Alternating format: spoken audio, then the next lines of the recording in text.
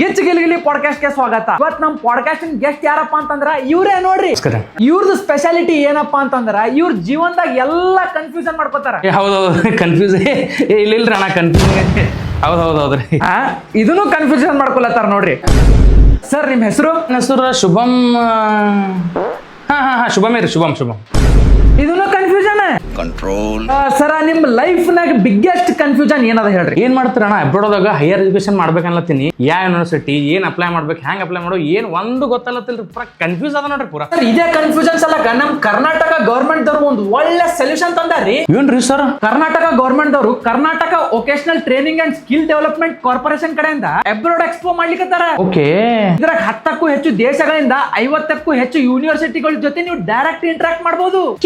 Up to 50% scholarship ನು ಕೊಡ್ತಾರೆ.